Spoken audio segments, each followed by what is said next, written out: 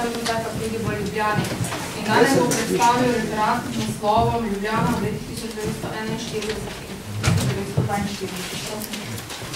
Naslov mojega referata je prikaz revolucionarnega nasilja v letih 1941 in do jeseni 1942 leta, in sicer je to del raziskave, ki jo pravkar v bistvu upravljam, oziroma že bolj zaključujem, sicer revolucionarno nasilje v Ljubljani od 1941 do 1945.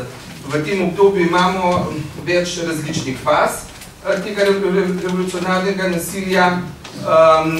Jaz sem se pa osredotočil zdaj v tem referatu, pa tudi v študiju je osrednji prikaz na revolucionarnem nasilju, preden nastanejo oboroženi oddelki proti revolucije. To se pravi v fazi, ko gre izključno za revolucionarno nasilje, ko recimo protirevolucionarna stran še ni izvajala nobenih vojaških ali oboroženih proti ukrepov proti revolucionarni strani. In sicer to obdobje v Ljubljani traja nekako od julija 1941 do sredine oktobra ali pa konca oktobra 1942.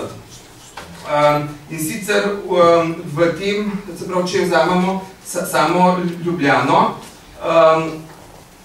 mislimo pri tem, se pravi, na središče mesta ali pač to območje, ki je bilo ograjeno z bodečo žico. Poleg tega pa v raziskavo vzamem še nekatera vzhodna pa severna predmesta Ljubljane, ki so pač po letu 1941 oziroma po aprilu 1941 sodila pod italijansko okupacijsko območje. In sicer v tem obdobju imamo recimo, se pravi, če vzamemo to obdobje, kot sem že rekel, 1941-1942 je nekako od aprila do junija 1941 je nekako pripravljalno obdobje na to, na izbruh tega revolucionarnega nasilja, ko je sprva še veljal pakt Hitler-Stalin. V tem obdobju se partija še ni intenzivno pripravljena na sam oborožen upor, ampak je recimo krivce za to drugo svetovno vojno je pripisovala pač na splošno imperialistom, med katerim je štela tudi seveda Angleže pa Francoze. Po drugi strani, potem po 22. juniju 1941 je pa nekako začela pač partija, glede na to, da je pač Nemčija napadla Sovjetsko zvezo, deliti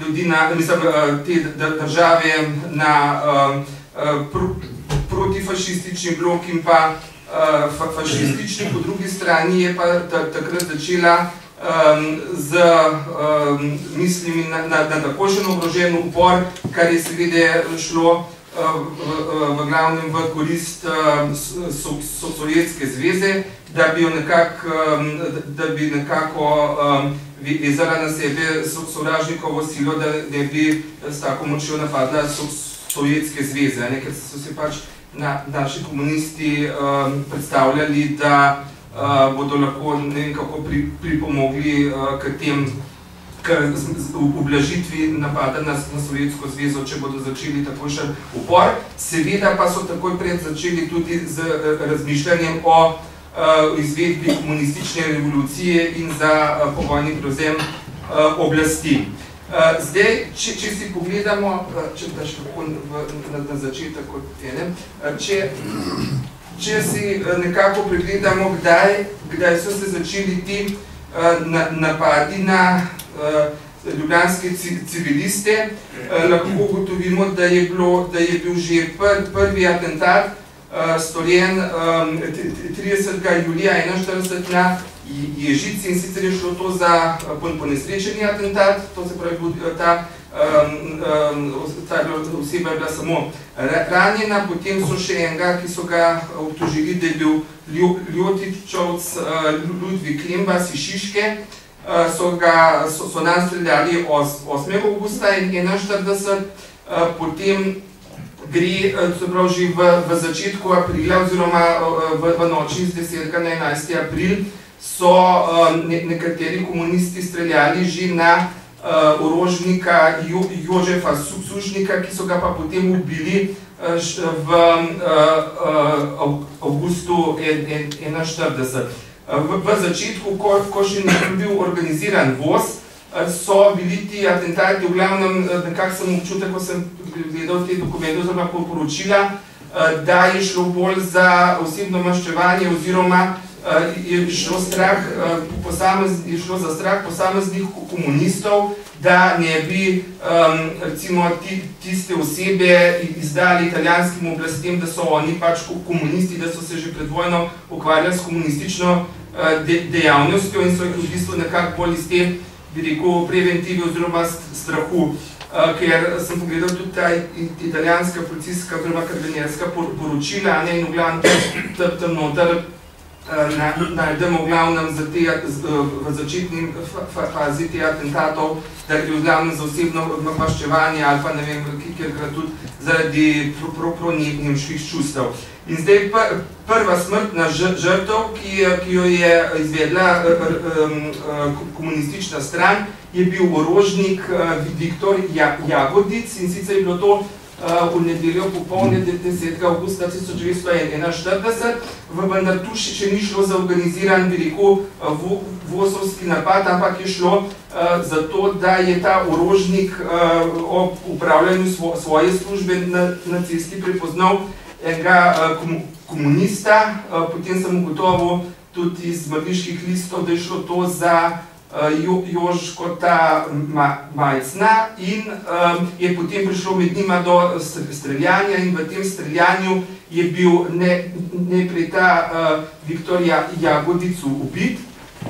Potem so pa kmalu za tistem, ko so še ostali orožniki, pa Italijani tudi pritekli, so pa potem ubili tudi tega, ki je izvedel pač ta uboj oziroma ga je v streljanju ustrelil. In o tem umoru, ki bil pač prvi pač tak, prva smrtna žrtev, se je časopis je tudi zelo na dolgo razpisalo, ker potem pa za ostale žrtve se pa skoraj do spomladi 42. leta ni smelo kaj dosti pisati, oziroma je bila mogoče sam kakšno smrtenca, pa še tam iz smrtence ni bilo čisto razvidno, da je šlo za uboj, ki ga je področila komunistična stran. Potem drugi umor je bil pa tudi orožnik, je bil pa ta Jožef Sušnik, ki sem ga že omenil, da prvi atentat lani so komunisti izvedli, se pravi ne tako organizirano, ampak je šlo bolj za komunistične posameznike, so izvedli že aprila, se pravi že takoj ob italijanski okupaciji. Potem mislim, da so še en atentat v juliju izvedli, ki bil tudi neuspešen, potem so pa 18. augusta je pa v bistvu prišel na domačo hišo ubit, ga je na vhodnih vratih ubil en od komunistov. Zato, ker je potem tam v karabinierskem poročilu je potem navedeno prav ime in priimek tega komunista, ki so ga osumili, da je naredil atentat in ki je po atentatu zbežal, se pravi, njega pa niso ubili ob streljanju, ampak je zbežal proti severu, ker ta je bil iz Velč in je potem zbežal proti nemški okupacijski meji, se pravi v Vost, pa tam zraven je bila pol že tudi nemško-italijanska okupacijska meja, tako da se je potem, da ga niso dobili. Potem ne vem, v nadaljevanju, ali so ga potem kasneje kdaj, v glavnem takrat ob atentatu ga niso. Potem so imeli še potem je pa recimo ena bolj znanih prvih žrtev že prav, ki je tudi v spominih od nekdanjih članov VOS-a prisoten, da so ga res ubili, oziroma da je VOS prav kot organizirana skupina naredil atentat v Ljubljani, je bil pa ta Kristjan Birsa. On je bil po poklicu dimnikar in se je seveda veliko, oziroma krovc, tako nekako neki zvezi iz teh delov, in je v teh umrliških listih sem dobil podatek, da je prihajal iz Goriškega in v VOS-ovskih virih ga pa seveda obtožujejo, da je bil sodelavec OVRE. Potem sem nekako rekonstruiral, da je šlo po vsej verjetnosti za to, da se je pač kot krovc veliko gibal po terenu in je lahko videl, da imajo kje skrito orožje na podstrešju. Potem je pa postal sumljiv, ker je kot Primorce verjetno znal italijanska, in se je takrat v tem obdobju, ko recimo v središču Slovenije, oziroma v srednji del Slovenije so glavnem znali predvsem nemško, ni noben razen teh primorskih emigrantov znal italijansko, se je po vsej verjetnosti veliko pogovarjal z Italijani, in tako so ga potem VOS-ovci takoj obtožili, da je izdajalec, agent OVRE, in so ga potem na enem hribu tam pri Brdu, sredi avgusta, oziroma takrat konca avgusta, počakali in so ga ubili. Potem, v glavnem, v tem prvem obdobju, v glavnem, je šlo v glavnem bolj za te poklice, ki so, recimo, katerih narava poklicev je taka, da so se veliko gibali po terenu in so jih seveda VOS-ovci takoj osumili, da so izdajalci, da nekaj sodelujejo z okupatorjem. Potem prvi politični umor, oziroma da je bilo recimo malo politike zraven, je pa sta bila pa neuspešna, sicer atentata na Leona Rupnika v začetku oktobra in potem malo kasneje tudi na bivšega šefa ljubljanske policije Lovra Kacina, ki pa nista bila uspešna. Prvi tak uspešen umor iz političnih razlogov je bil 4. decembra 1941 pri cerkvi v Šiški Emar, oziroma Emar Pavlič, oziroma Franc. On je bil liberalc in je nekako skušal organizirati upor proti okupatorju mimo Osvobodilne fronte, oziroma mimo komunistov, in zaradi tega je bil potem ubit. Potem imamo še, recimo, v decembru 41, recimo, tak izrazit politični umor, je bil tudi tega sindikalista, oziroma predvojnega socialdemokrata Vinka Vrankarja iz Ljubljane na Polje, oziroma Lica Marija v Polju. Potem imamo še različne druge žrtve.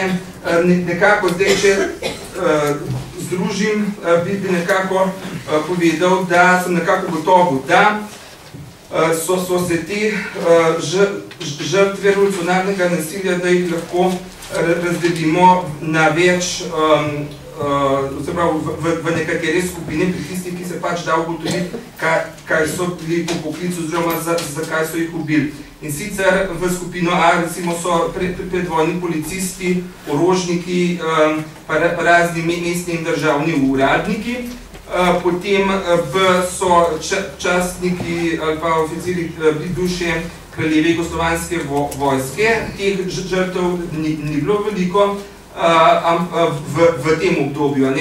To se spremeni potem v jeseni leta 1943, ko so bili recimo v teh bojih, recimo pri Grčevicah, in to so bili tudi ti, ki so izhajali iz Ljubljane, jih je bilo veliko ubitih. Potem so bili, recimo naslednja kategorija, so bili razni železničari, vlakovodje, železniški delavci, ki so padli izven Ljubljane med upravljanjem svoje železničarske službe, pa so jih recimo na kakšnem partizanskem napadu na vlak ali pa so recimo samo streljali na nje. Potem imamo seveda, kot sem omenil, nekatere predvojne emigrante, politične, ki so predvojno pribežali v Ljubljano in zato so znali italijansko, so jih posebej rednosti komunisti mislili, da oni kolaborirajo z Italijani. Potem imamo te predstavnike političnega življenja, gospodarskega, recimo tega Emarja sem recimo že omenil, da je bil iz političnih razlogov. Potem imamo Augusta Praprotnika so ubili, potem Franca Župca, Jaroslava Kiklja, ne nazadnje, oziroma zelo pomembna osebnost tega univerzitetnega profesorja Lamberta Ehrlicha in pa ne nazadnje potem oktobra bivšega bana Natlačena. Potem imamo določena skupina, so pa tudi partizanski dezerterji, ali pa recimo še celo sodelavci OF. Potem naslednja kategorija so tudi razna dekleta, ki so se zaljubile v italijanske vojake, orožnike in uradnike in so jih recimo takrat v Vosovskih vidih v glavnem označevali za vlačuge, v resnici so bile pa res zaljubljene v Italijane in potem so oni mislili, da bo kako izdajajo vse. Potem je pa še potem ti nosilci poklicev, ki so bili v stiku veliko na terenu ali v stiku z ljudmi, potem posebno kategorijo pa predstavljajo tudi konec junija, začetek julija, ki so jih pobiti ugrabljenci iz vlaka pri Verždu, kjer vsi tisti, ki se niso hoteli, vsi tisti Ljubljančani, ki so jih pač ujeli in sicer pod partizanov, so jih v glavnem pobili. Zdaj bi pa prosil, glede na to, da se mi že čas izteka, če mi daš še na tole, bi pa pogledal. No, to je Ljubljana v času italijanske okupacije, danes bodečo žico, to območje, ki sem pa omenil, je pa to, ki je vključeno v mojo raziskavo, to se pravi tudi malo tega vzhodnega pa severnega predmestja. Potem imamo tukaj te civilne smrtne žrtve, to je ta obdobje 41-42, to se pravi, ugotovimo, da, še potem nazaj, da so v tem obdobju partizani ubili samo, oziroma voz v Ljubljani, ali pa pač revolucionarna stanje ubila samo 8 okupatorjevih vojakov, ali pa sodelavcev, ali pa agentov. 8, to se pravi, Slovencev je bilo pa civilistov 174, to je obdobje pred nastankom prvih oboroženih proti komunističnih oddelkov, ko je divjala še samo revolucija. In sicer je, se pravi, 162 je bilo, bi rekel, čistih civilistov, 12 je bilo pa tistih, ki so jih partizani, bodisi, da so jih ubili kot partizane, bodisi kot civiliste, ker so bili partizanski dezerterji, in pa potem 4 so bili pa tudi tisti, ki so sodelovali z OF, pa so jih imeli, pa so jih nekako razglasili za nevedostojni, oziroma da niso to. Potem imam tole, to se pravi, potem imam pa, ko se potem v koncu oktobra, novembra, decembra pojavijo še te vaške straže, sem pa potem še te 6 pripadnikov, recimo, ki so jih ubili, pripadnikov vaških straž, ki so bili pač bolj iz obrobja Ljubljane. Potem imam pač tele, ki so bili 7% tistih, ki so bili umorjeni Slovenci, partizani, partizanski dozorterji, 90% pa civilistov. Potem imam spolna struktura revolucionarnih žrtev revolucionarnega nasilja, 81%, 80% moških, 20% žensk. Potem imam pa še te valove revolucionarnega nasilja. Se pravi, tukaj vidimo, da tukaj imamo vse napade, tako ranjenje, ki so bili od vosa oziroma od partizanov v Ljubljani, pa smrtne žrtve. Vidimo, da je bilo največ nasilja je bilo prav v juniju, juliju in avgustu 42, dočim, to je splošno, dočim, če povzamemo samo voz v središču Ljubljane, je bilo pa največ nasilja aprila, marca, aprila, pa maja 42. Potem imam pa sam za konec še, recimo, en mrdiški oziroma pogrebni list od Erlicha Lambrehta, to je v fondu Zgodovinskega arhiva Ljubljana, se pravi, da je umrl in tako naprej. Potem imamo tukaj eno žrtvu revolucionarnega nasilja, kjer so partizani pobili kar 3 v eni noči, kar 3 člane družine, se pravi očeta, mamo in 2-letno hčerko. Sicer v Slovencu so potem napisali, da so jih samo ranili, ampak glede na to, da sem v pogrebnih listih dobil, da so jih ubili, je to bolj verodostojno. Recimo, to je ta, recimo, čuk Ivana, se pravi hči od tega gospoda, ki je bila stara, se tukaj vidimo 2 leti in so jo eno noč, ona je sicer umrla v bolnici, ker oče pa mama sta bila pa na mestu ubita, tako da je to. Zdaj bi, glede na to, da mi je čas pretekel, bi se zahvalil za vašo pozornost in če bo potem še kakšno vprašanje, sem na voljo.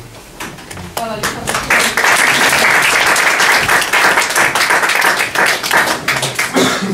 Hvala lepa dr. Damjanu Hančiču. V mikrofonu pa vabim magistrico Heleno Jaklič, zgodovinarko, ki veliko piše za časnik in se raziskovalno ukvarja s slovenskimi begunci v Avstriji in Italiji.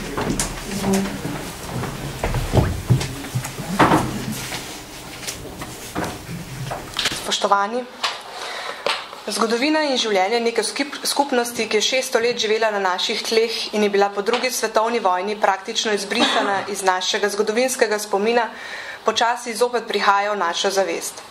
Skoraj natančno 600 let je minilo od njihove naselitve na ozemlju današnje Kočevske, ki prav s svojim imenom spominja njihovo prisotnost do njihovega tragičnega konca. Leta 1931 so Kočevarji slovesno obhajali spomin na stoletja, ki so jih preživeli na zemlji, ki je postala njihova rodna gruda, ki so jo z vso skrbnostjo obdelovali, skrbeli zanjo in ki je postala njihova. Samo 10 let kasneje izgine za njimi vsaka sled. Njihove domačije, katerih ni že načel zob časa, so po vojni zradirale takratne oblasti.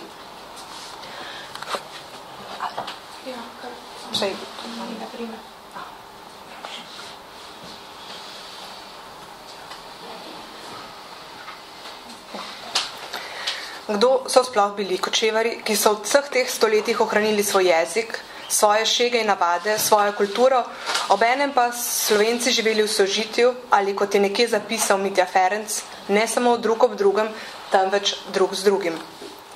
Poselitev kočevskega ozemlja je povezana z Ortenburžani, plemiško družino, ki je v 14. stoletju zaradi gospodarskih razlogov svojih avstrijskih posestov na Zgornjem Koroškem in Vzhodnem Tirolskem na ozemlje današnje Kočevske začela naseljevati nemške koloniste, predvsem kmete skupaj z družinami, ki so začeli s krčenjem gozdov ter postopnim pridobivanjem novih obdelovalnih površin.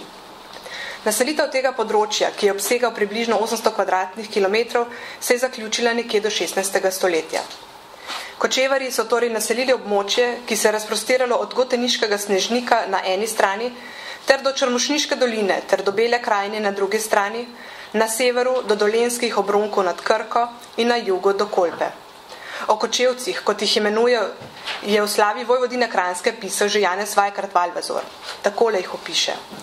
Hodijo posebni noši. Tudi v jeziku imajo čudno nemško, skoraj frankovsko govorico, tako da jih Nemec, Kranec še celo ne more razumeti niti besedice. So bogaboječi in delovni. Mnogi se bavijo skoraj samo z obdelavo lesa. Izdelujejo skodele, rešeta, sita, škafe in vsake vrste lesene posodo, ki jo izvažajo in nosijo daleč druge dežele.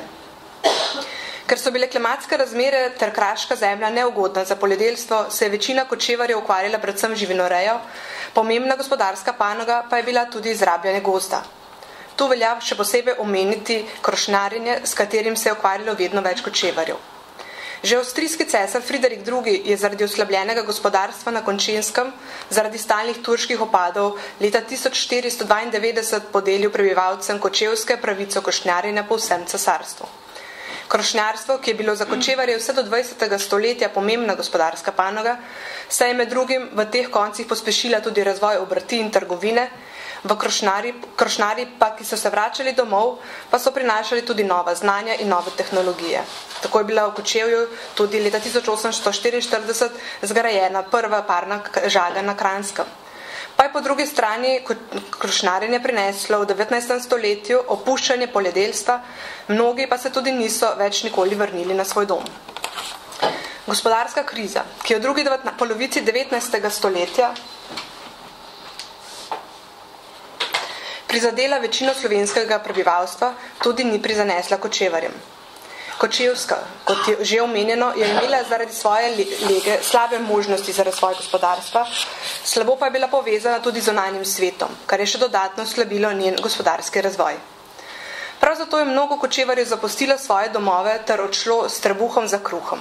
Boljše življenje so iskali v drugih evropskih državah, predvsem pa, tako kot Slovenci, na drugi strani Atlantika. Zaradi izseljevanja, ki je Kočevsko prizadelo bolj kot druge slovenske kraje, je nekaj več kot 50 letih število prebivalstva v teh krajih zmanjšalo za petino. Številne kmetije so bile opustele, ter nekatere vasi popolnoma razseljene. Konec prve svetovne vojne je bilo tako na Kočevskem le še nekaj več kot 18 000 prebivalcev. Sredi 70. let 19. stoletja so jih našteli nekaj več kot 21 000. Tako kot drugod se je v drugi polovici 19. stoletja tudi na Kočevskem začel narodni prerod, predvsem po zaslugi raznih nemških priseljevcev ter društev. V tem času začnejo ustanavljati svoje društva, izdajati časopise, med katerimi se je uveljavil predvsem Gočeje Bote, ki je izhajal do leta 1919, nato pa je njegovo vlogo prevzel Gočejer Zeitung, ki je izhajal vse do leta 1941, nato pa kasneje v Clevelandu od leta 1952. Pomemben je bil tudi zanje Gočejer kalender. Za avstrijsko državno zborsko volilno reformo leta 1907 je bil na zahtevo Nemcev vzpostavljen tudi poseben kočevarski volilni okraj, kar jim je omogočalo, da so kočevari volili svojega poslanca v kranjski deželni zbor. Na Kočenskem so v 19. stoletju ustanovili tudi številne šole, kateri so, glede na to, da je bilo to jezikovno zelo homogeno področje, poučevali seveda nemščini. Do prve svetovne vojne je bilo tako na Kočenskem 33 nemških šol s 65 razredi. Leta 1872 pa je bila v Kočevju ustanovljena tudi nemška gimnazija.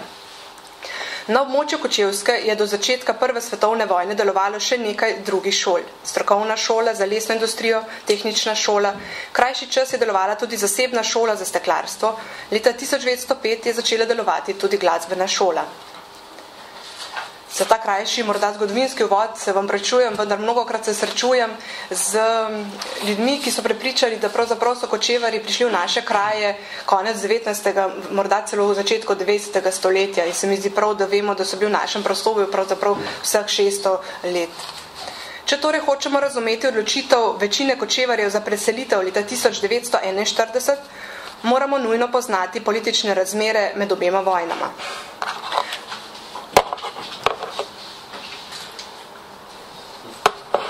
Razpad Avstro-Ogrske je namreč Kočevsko močno prizadel. Čeprav je kraljevina SHS posebno pogodbo o zaščiti narodnih manjšin se je zavezala, da bo na svojem ozemlju spoštovala pravice nemške manjšine, pa je bilo dejansko izvajanje določil te pogodbe v praksi vse do druge svetovne vojne skrajno pomanjkljivo. Po razpadu Avstro-Ogrske in nastanku kraljevine Jugoslavije so slovenske oblasti začeli z načrtnim pritiskom na nemško prebivalstvo, tudi na kočevarje. Tako je bil razpoščen Narodni svet za Kočevsko, država tudi ni hotela nič slišati o njihovem predlogu o ustanovitvi Kočevske republike ali vsaj dodelitve posebne avtonomije. Prepovedali so delovanje večini kočevarskih društev, leta 1925 so tako na primer razpustili šolsko in čitalniško društvo, Močno so omejili nemški jezik v javnem prostoru. Mnogi kočevari, ki so do tedaj upravljali službo deželnih uradnikov, sodnikov, učiteljev, profesorjev, so čez noč ostali brez služb, zaradi česar so se odločili za preselitev v Avstrijo, prizadela pa jih je tudi agrarna reforma. V časopisih so se začeli vrstiti pozivi, ki so zahtevali brezobzirno čiščenje vsega, kar je nemško, kočevarske vasi so dobile slovenska imena.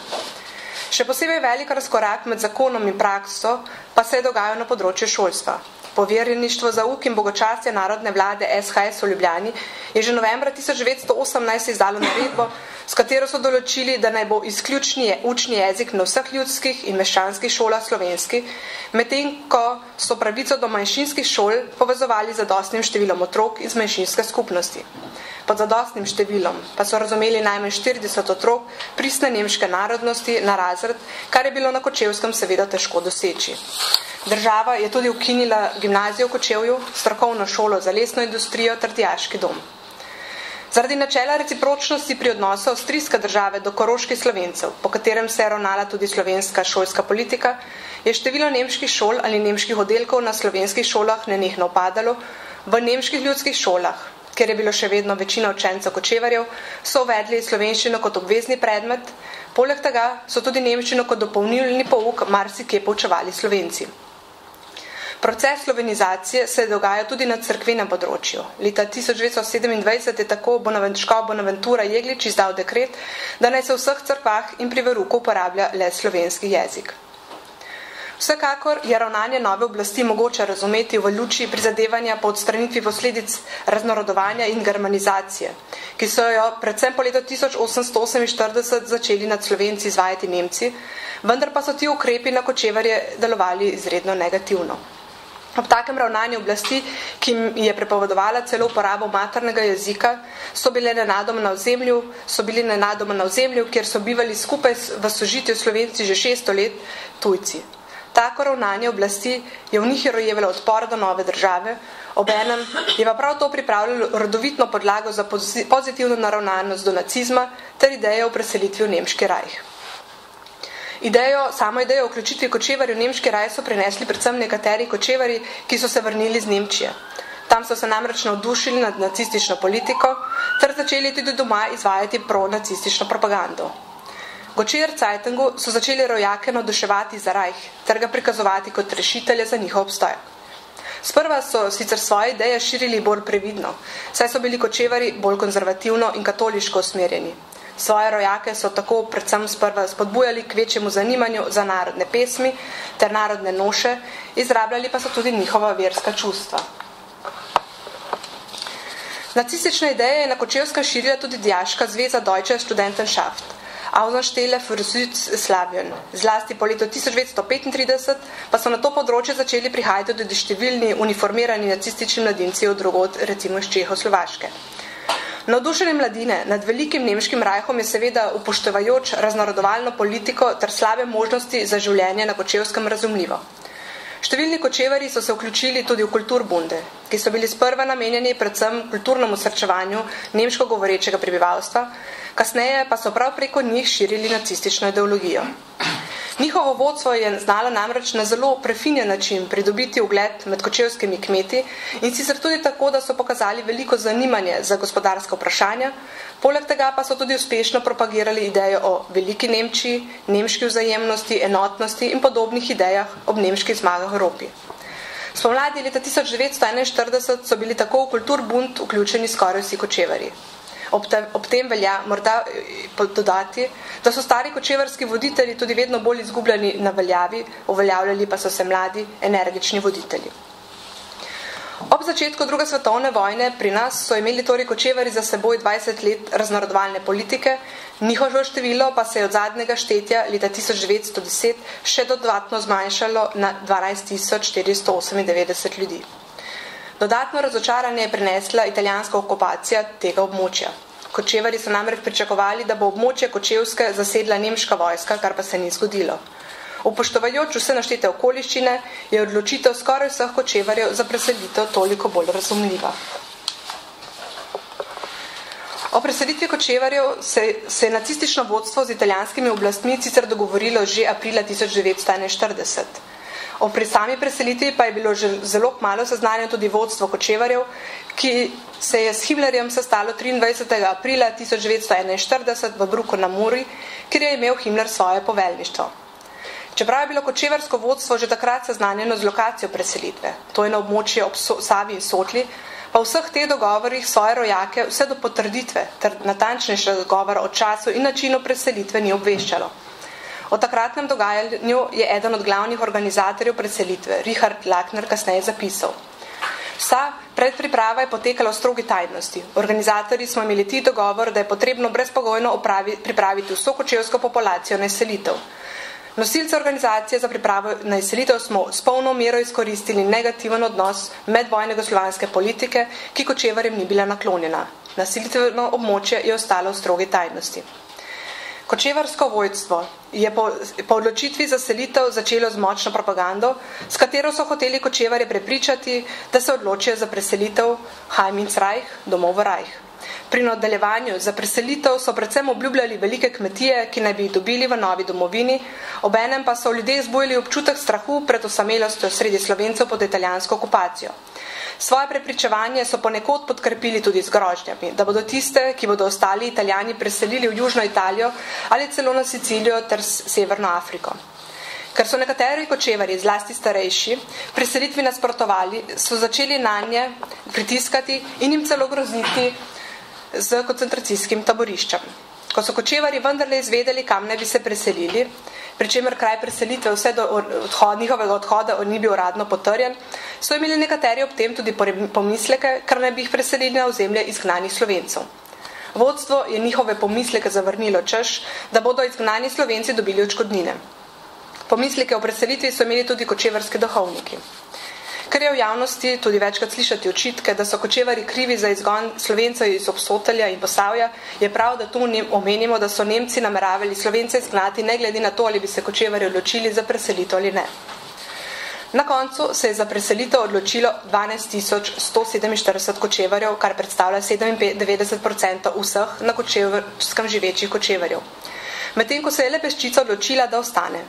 Nekateri med njimi, ki so ostali, so se med vojno zaradi partizanskega nasilja, izginile so med drugim tudi cele kočevarske družine, hoteli pridružiti preseljenim rojakom, vendar jim nemški konzulat v Ljubljani brez pisnega zagotovila nemškega rajha, da jih bo sprejel, ni ugodilo.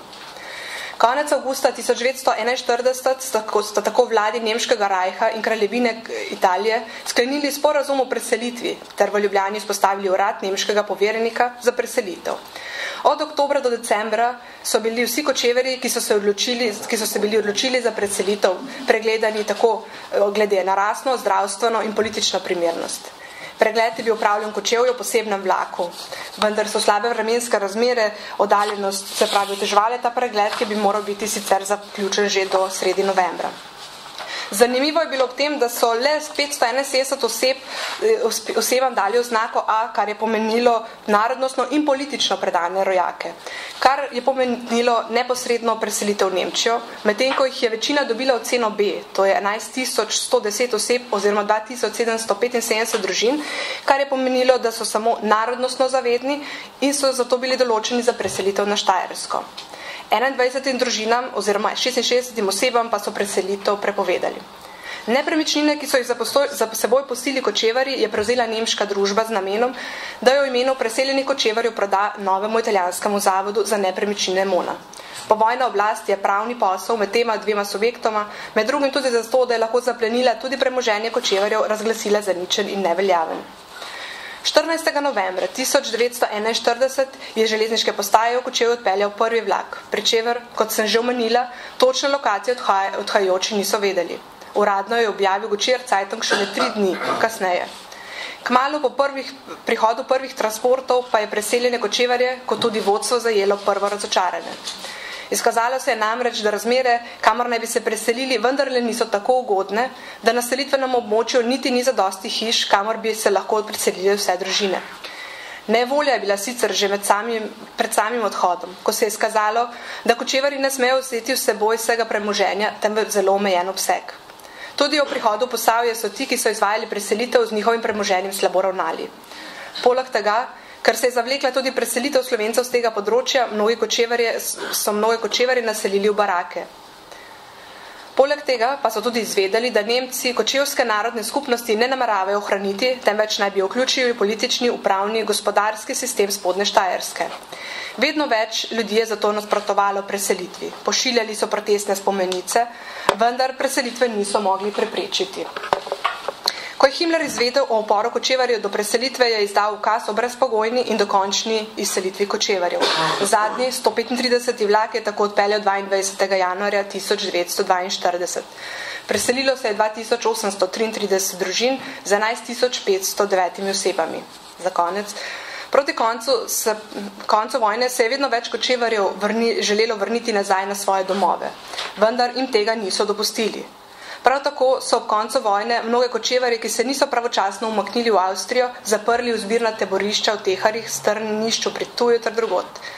Mnogi kočevarji, število je neznano, so končali tako kot Slovenci, v breznih in jamah.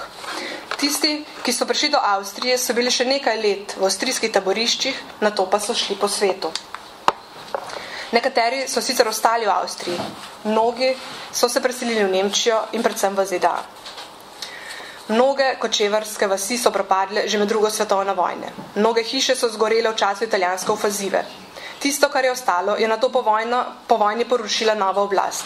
Za kočevarji je praktično izginila vsaka sled. Nova oblast ne samo, da je porušila hiše, številne cerkve in kapelice, zemljo je zravnala tudi večino kočevarskih pokopališč oziroma odstranila kočevarske nagrobnike. Ob koncu torej lahko tudi z osebno prizadetostjo kot potomka kočevarjev ugotovim, da je veliko ceno v drugi svetovni vojni plačala prav kočevska in kočevarji. Hvala.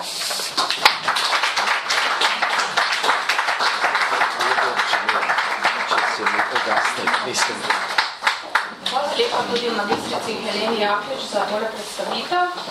Mikrofonu pa vabim sodelavko Študijskega centra za narodno spravo in zgodovinarko Marto Keršič, ki nam bo v današnjem referatu predstavila žrtve revolucije v Šentjoštu po letu 1942. Izvolite. Hvala.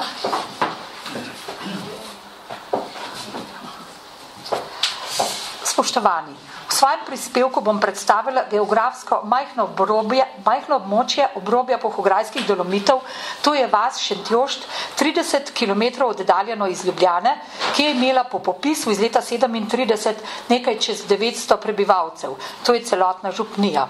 Kljub majhnosti kraja pa ta prikaz govori o totalnosti revolucije in totalitarnosti komunističnega režima, ki se je v času druge svetovne vojne in po njej v slovenskem prostoru pokazal vsej svoji uničujoči moči. O dokumentih in dogodkih, ki so začrtali pot revolucije, smo več slišali v prvem panelu. Za razumevanje situacije v Šentjoštu pa je potreben na eni strani kratek oris italijanskega okupacijskega sistema, represalij in izgona ljudi, ter na drugi strani partizanskega ustrahovanja, ropanja, požigov in umorov, ki so se iz Ljubljane širili preko Horjulske doline do Šentjošta. Oba dejavnika sta vplivala na razpoloženje ljudi, ki so živeli v strahu pred italijanskimi represalijami in revolucionarnim nasiljem. Obroč nasilja se je nevarno ožil. Druga svetovna vojna je Šentjošt razdelila med dva okupatorja, italijanskega in nemškega. Mejna črta med obema zasedbenima območjema je potekala po šentjoški občinski meji, ki je bila na tem delu obenem tudi meja ljubljanskega in škofjeloškega okraja. Nova meja se ni ozirala na dotedanje upravne in cerkvene razmejitve, ampak je zarezala črto ne glede na človeške, gospodarske in druge potrebe. Italijani so imeli v Šentjoštu finančno in karabinjersko posadko in so bile nastanjeni v nekaj posameznih hišah in v šolskem poslopju. Domačini so nanje gledali sovražno, saj niso bili redki primeri, ko so Italijani plenili po hišah, aretirali ljudi, jih odpeljali v zapore ali internacijo. Šentjošt z okolico je bil zaradi prehoda z Gorenjske na Primorsko in kot mejnik med nemškim in italijanskim okupacijskim območjem pomembno strateško in vojaško križišče za partizansko gibanje. Na širšem območju Polhograjskih Dolomitov vse do okupacije ni bilo partijske organizacije. Leta 1941 je član partije Cene Logar iz Horjula dobil navodila od Borisa Kidriča, naj organizira Osvobodilno fronto in partijsko organizacijo za to območje. Logar je zbiral informacije po hribovskih vaseh kot občinski popisovalec hiš in ljudi. Popis je junija 1941 ukazala italijanska oblast. Tako si je Logar ustvaril sliko stanja na terenu. Septembra istega leta je bil potrjen rajonski odbor Osvobodilne fronte Horjul, ustanovljena pa je bila tudi prva celica komunistične partije. Februarja 1942 je bila na pobudo okrožnega komiteja Vrhnike organizirana prva partizanska skupina na območju Polhograjskih Dolomitov. V začetku junija pa je bil ustanovljen dolomitski odred, ki sta ga sestavljala 2 bataljona. V Horjulu in okoliških krajih je delovala tudi narodna zaščita, ki je skrbela za preskrbo partizanov na širšem območju. Italijani so kot povračilne ukrepe na partizanske akcije na območju Polhograjskih Dolomitov in Horjulske občine izvedli več obsežnih aretacij in številne ljudi odpeljali v internacijo. Požgali so več vasi, izgoni in streljanje talcev pa se je nadaljevalo tudi po leti 1942. Že po leti 1941 so začeli posamezniki in manjše skupine iz sosednjega Horjula in Vrhnike domačine iz Šentjošta nagovarjati za delovanje v Osvobodilni fronti, vendar niso naleteli na pozitiven odziv. Kljub prepričevanju aktivistov, da Osvobodilna fronta ni povezana s komunistično partijo, je Šentjošt ostal nedostopen za njene ideje. Prepričevanje se je stopnjevalo s pritiski in grožnjami na posameznike, predvsem na tiste, ki so imeli v kraju določen vpliv. Ta pritisk se je večal iz meseca v mesec. Že januarja 1942 so hoteli vpliv razširiti preko ustanovitve podružnice Vrhniške zdravstvene zadruge. Aprila je bila iz Šentjošta odpoklicana italijanska posadka. Partizanski pritisk na domačine se je po odhodu Italijanov precej povečal. Po hišah so izvajali rekvizicije in posameznikom grozili smrtjo. Takoj zatem je prišla v Šentjošt skupina terencev, ki je zbrala vaščane na sestanek v gostilni pri Skvarčevih. Pred domačini so želeli očrniti ime Jakoba Žaklja, posestnika in upravitelja kmetijske zadruge, ter župnega upravitelja Jožeta Cvelbarja. Domačini obtožbam niso nasedli in so se postavili v bran obema. Sklicatelji so zatrjevali, da je sodelovanje z Osvobodilno fronto edini način boja proti okupatorju. Kdor nasprotuje OF, je izdajalec, kazen pa za izdajalca pa smrt. Ta sestanek je bil eden prelomnih dogodkov, ki je domačine še bolj utrdil v prepričanju, da so se odvrnili od sodelovanja z Osvobodilno fronto. 19. junija zvečer so partizani prijeli skupino domačinov in na njihovih domovih zaplenili živila. Aretirane domačine so odpeljali v partizansko taborišče, da bi jih obsodili zaradi protiljudskega delovanja. Obsodbi je odločno nasprotoval takratni sekretar okrožnega partijskega komiteja Vrhnika Stane Kavčič. Zato je moralo poveljstvo bataljona aretirance na izrecno zahtevo komiteja izpustiti. Prav tako se je nadaljevalo italijansko nasilje. Val partizanskih umorov se je iz Ljubljane širil po Horjulski dolini. V noči med 13. in 14. junijem 1942 so partizani Dolomitskega odreda na Brezovici usmrtili očeta Antona Mravljeta in njegove 3 sinove. Naslednji dan so v bližini Ljubgojne likvidirali horjulskega župana Ivana Bafiča in njegovo ženo Marjano. Že aprila istega leta pa je bil v Zaklancu umorjen trgovec Janez Arbežnik. Prvi nastopi proti partizanskemu nasilju so bili porojeni iz stiske kmečkega prebivalstva, ki je bilo postavljeno pred izbiro življenja in smrti. Ljudje so prijeli za orožje zato, da bi zavarovali svoja življenja, družine in domove. V soglasju z vodstvom Slovenske legije in kasneje italijanske vojaške oblasti se je v Šentjoštu julija 1942 oblikovala vaška straža. Stražari so bili slabo oboroženi. Imeli so nekaj orožja, ki so ga zbirali od razpada jugoslovanske vojske in 40 grških pušk, ki so jih dobili od Italijanov.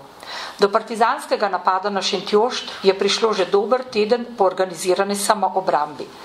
Prvemu in drugemu bataljonu Dolomitskega odreda so se pridružile tudi enote narodne zaščite iz Horjulske in Dobrovske doline. Napad se je začel 24. julija malo pred polnočjo. Središče obrambe stražarjev je bilo v župnišču, kamor so se bili prisiljeni umakniti, ko je partizanska vojska vdrla v šolsko poslopje, kjer je bila posadka prej nastanjena. Partizani so izropali, nato pa zažgali zadrugo z gledališko dvorano, mežnarijo in druga poslopja. Požgali so tudi sosednje hiše. Odpora v župnišču pa niso mogli streti. Zjutraj so partizani prenehali z obstreljevanjem in morali priznati neuspeh.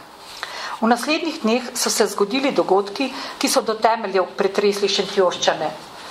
Pri 23 likvidacijah, ki jih je izvedla partizanska vojska pod vodstvom komandanta Petra Cafuta Gada, ki je vodil posebno udarno četo dolomitskega odreda, gre za načrtovane likvidacije neoboroženih prebivalcev po okoliških zaselkih. Revolucionarno nasilje je v teh krajih pustilo nepopravljive posledice. Pri izvajanju umorov partizani niso izbirali ne spola, ne starosti, ne statusa tistega, ki so ga umorili.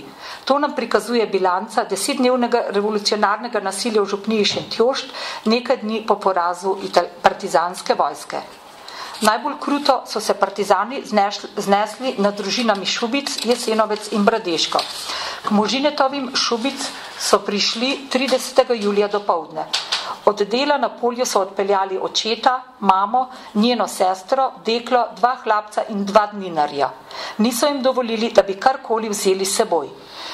5-letni sin Ivan je prijel očeta za roko in odšel z njim proti gozdu. Šele proti večeru so ga poslali domov.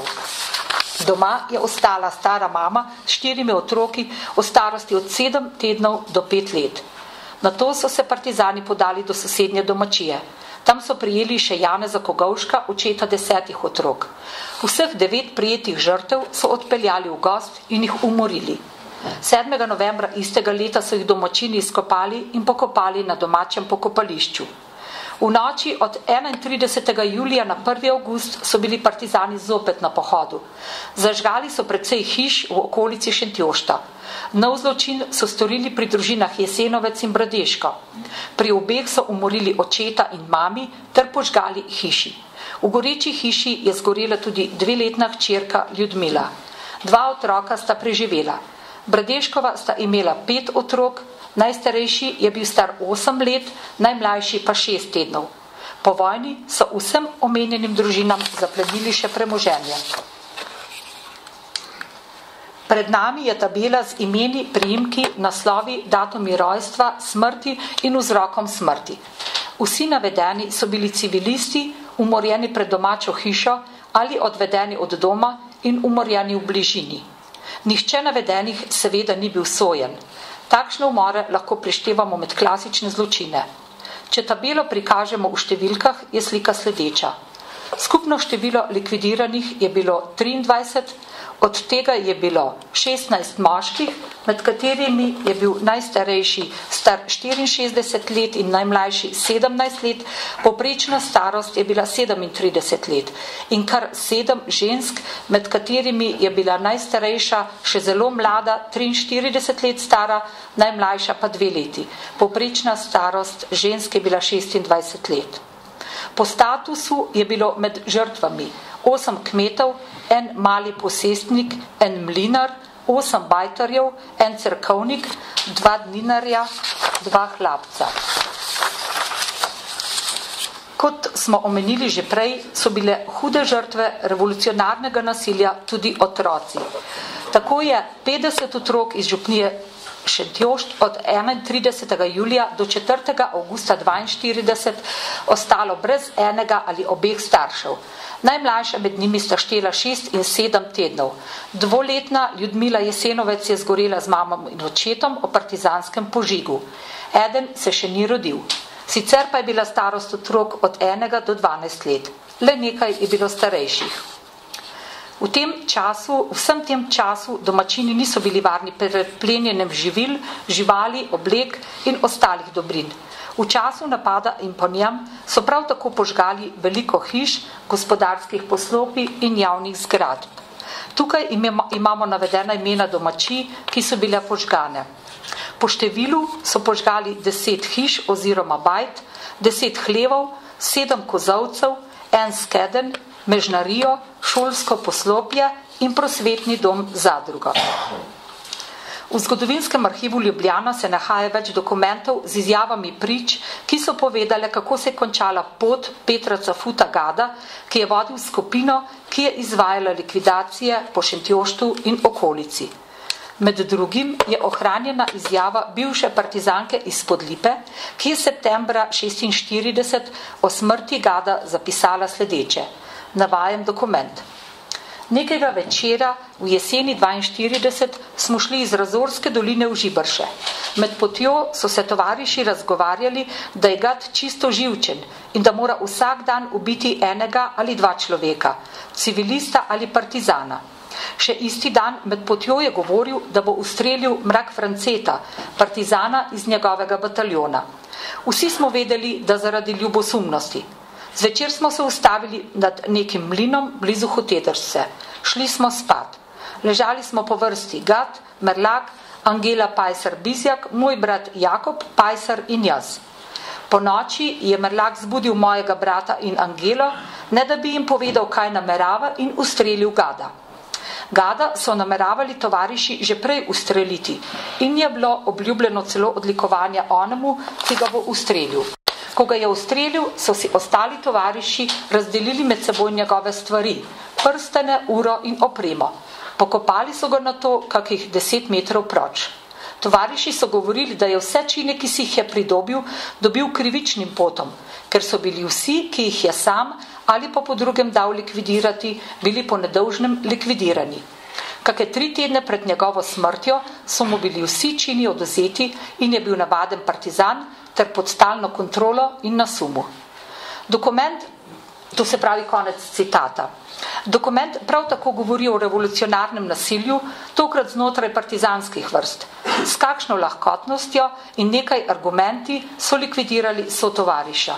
Peter Cafuta Gad je bil umorjen med spanjem, brez sodnega postopka, možnosti obrambe ali zagovora. V kratkem sem predstavila posledice revolucionarnega nasilja v Šentjoštu po leti 1942. Njene posledice zdaleč presegajo okvir druge svetovne vojne. Šentjošt je bil zaradi tako visokih človeških izgub, požigov in plenjanja močno prizadet. Seveda zahteva posebno obravnavo obdobje po koncu vojne. Generacije otrok so ostale brez staršev, po vojni jim je bilo odvzeto premoženje, niso imeli možnosti za popravo storjenih krivic. Zato so ostali zaznamovani s težo totalitarnega komunističnega režima vse do danes. Hvala za pozornost.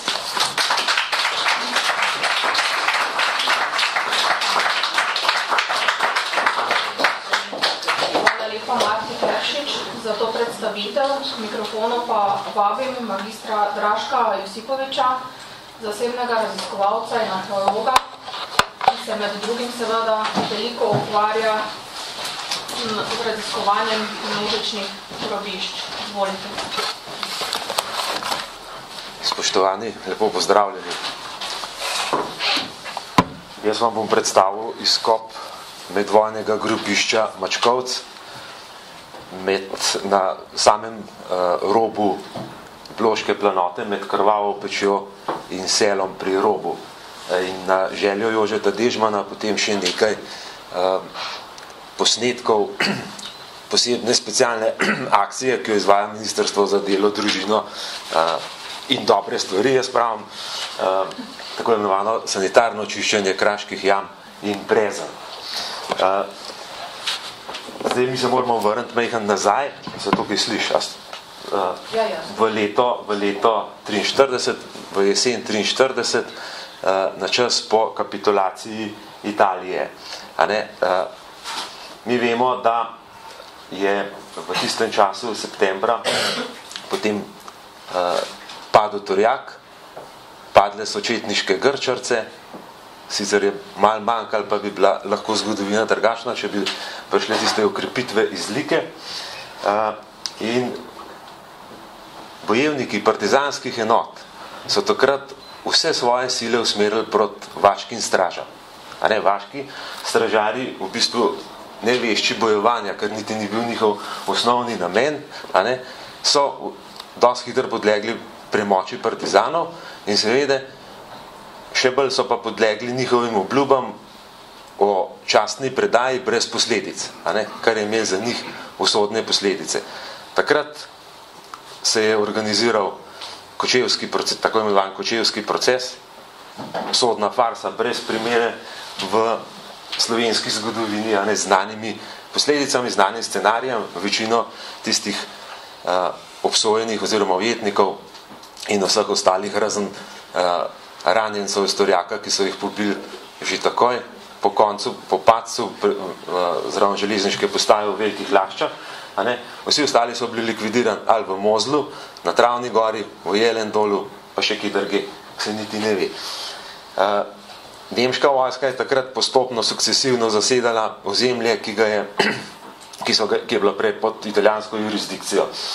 In zato so partizani 45 ujetih vaških stražarjev iz Loške doline, iz Cerkance in iz Blok odgnali iz Ribence, oziroma to je bila Tomšičova brigada, in so jih gnali proti selu nad Robom. Tam jih je prevzela Loška brigada in glede na to, da so bili v narekovaju pisano preveliko breme za revolucionarne borce, so jih potem na pol poti med Krvavo pečjo in selom likvidirali. To je zdaj malo za uvod, oziroma ko bom dal nazaj. Od leta 1994 je na tem mestu tega poboja postavljen križ, oltarna menza in napisna plošča. 2. septembra leta 2008 je ekipa dr. Mitje Ferenca na tem mestu sondirala in točno pod križem ni dobila ostankov kosti. Dobili so jih 12 metrov pa po zahodno prvo lokacijo, naslednjo lokacijo pa 9 metrov od prve lokacije.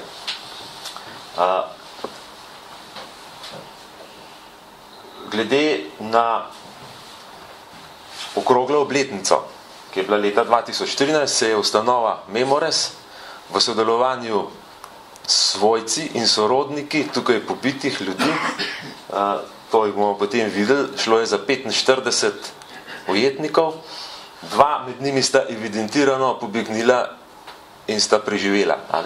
Vse ostale bi partizani pomorili s hladnim orožjem in pustili ležati v gozdu. Svojci so se strinjali, da se zadeve izkopljajo in da se pokopljajo v skupni grob na pokopališče v Begnah oziroma v Begunjah nad Cerknico. Begne imamo na Gorenskem, se upravičujem. In glede na to je bila zadeva taka, da se ni šlo v individualizacijo v kosti, ker bi stvar trajala precej dalj časa. Zdaj, če pogledamo nazaj, župnija je angažirala svojce in sorodnike in v organizaciji župnika gospoda Maksa Ipavca so nam bistveno pripomogli k izkopavanju. Ker so ročno izkopali 22 sond, to bomo potem na zemljevidu videli, kakšne so lokacije. Mi smo pa s strojem, z ravno žlico sondirali v teren. Tako da smo dobili tisto prvo lokacijo, ki jo je že Ferencova ekipa našla, druge lokacije na žalost ni bilo, smo pa dobili precej, tukaj vidite, to so ekipe, ki ročno kopljajo. Dobili smo pa še eno lokacijo in smo jo poimenovali Mačkove sjuk, to je pa med temi dvemi smrekam. Zdaj, to so te reveži, ki so bili tukaj pobiti. Tukaj je spisek 43 teh, ki so, to je bilo objavljeno v družini, tako da so svojci lahko videli. Vidite po imenih, da so nekateri stari komaj dobrih 17 let, recimo Vinko Hiti, pa še en je 26-letnik. In večina teh njihovih svojcev je tudi prišla. Je bilo precej pretresljivo, ker je prišla ena gospa, ki je imela tukaj svojega očeta in ki je videla tiste kosti, je neusmiljeno jokala, tako da to ni ravno ne pusti človeka mirenega. No, to je del teh prostovoljcev, ki so se moram res poudariti, so se zelo izkazali z določenimi od njih, imamo še zmeraj zelo prijateljske stike. Moram povedati, da med domačini kroži zgodba o enem od sorodnikov, ki je po vojni iskal svoje svojega tasta, ne bi ga prepoznal po 2 zlatih kronah v zobeh. Našel je 24 lobanj, ki so ležale okoli, ampak njega eksplicitno pa ni dobil. Tiste lobanje so potem čudežno zginile. In ko so te domačini sondirali, je arheološka ekipa pač izkopavala to prvo lokacijo. No, to je lokacija v eni škraplji, to vam moram prebrati, v družini je bilo objavljeno pričevanje Franceta Korošca, ki je bil eden od teh prostovoljcev. In on piše približno takole. Tista dolga zajeda med skalami, menda kraške škraplje, to je to, kar vidite na sliki, je bila počivališče za ostanke 3 revežev. Takrat smo mislili, da so 3, pa v bistvu se je izkazali, da sta 2. Bilo je v soboto zjutraj prvi dan izkopavan, mrakobno jutro, oblaki do tal, megla, veter, mraz, najraje bi obrnil in šel domov. Bilo je stresno, ker je bilo pred nami težko delo, za katero se je bilo težko odločiti. Najprej smo poslušali o poskusih ekipe Draška Josipoviča prejšnji dan. Po Josipovičevem navodilu sva s Tonijem Koširjem začela odgrinjati listje in prst v kraški podolgovati zajedi. Pričakovala nisva ničesar, turobno prazni začetek pač. Šokantno pa je bilo spoznanje, da so bili ostanki človeka povsem na vrhu, samo pod plastjo listja, in to po 70 letih. Kost za kostjo te v parih minutah zaprišel nesmiselno krvavo realnost zločinskosti pobesnelega človeka iz koncev leta 43. Bil je tam zgrbljeno zabit pod spodmol dolge skale, velik človek. Imel je žlico in polovico kamene osle, brusa za brušenje kose. Bila je tudi tanka jeklena žica. Nam so odvrli še druga 2 trpina, ki pa so v večjem delu najbrž odnesle zveri. To je en citat iz družine, v organizaciji gospoda Ivota Žajdele, ki ga tukaj vidim, in določene fotografije sem jaz tudi si drzno uporabiti, zdaj ne vem, so glih njegove, ampak on je eden od pionirjev fotografiranja teh zadev in se poznamo že dolg časa.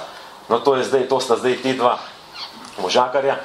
Levi je bil dolg, antropološko ugotovljeno, 178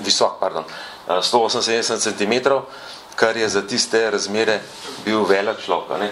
Za drug desni, pa nažalost ni veliko kosti ostal, je bil pa precej manjši, je bil pa tam okoli 1,60 m velik.